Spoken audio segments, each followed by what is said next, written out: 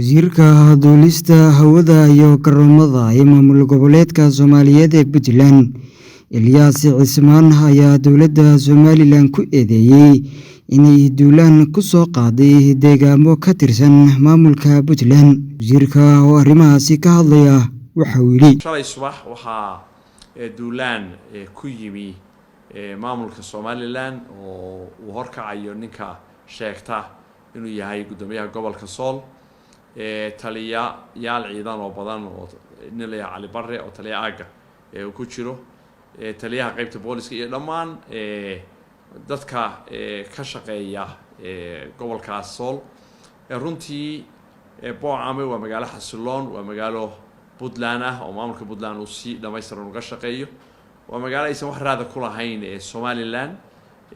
Somaliland waynu isla ognahay deegaanada Sool iyo Sanaag qayb ka mid ah waxay ku joogeen xoog muddo, wixii maaragtay deegaanadaas muddada ay ku sugnaayeenna waa isla ognahay. lascaanood ugu caasimadii Sool ah maalin walba qof baa ku dhimanaya, lagu dilaya, aan la garanayn waxa uu maaragtay loo dilayo.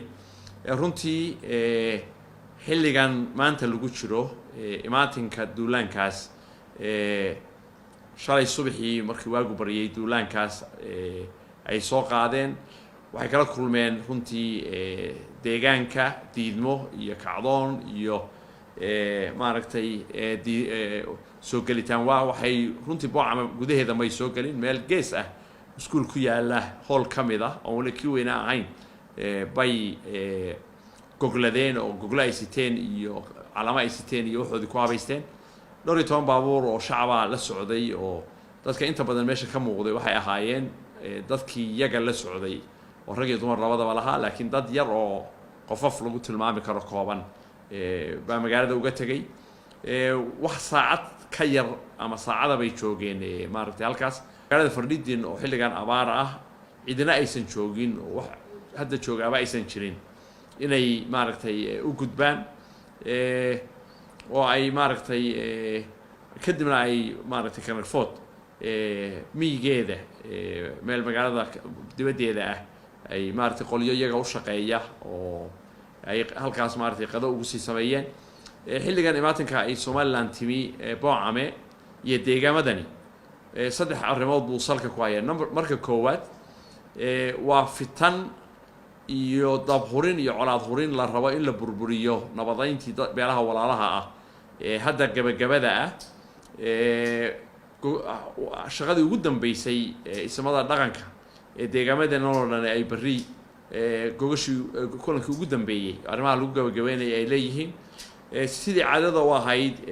colaadii koonfurta Sool meelo badan oo dad eheli ku dagaalameen ay colaadooda u farafarayn jireen ama maaragtay inay sii socoto.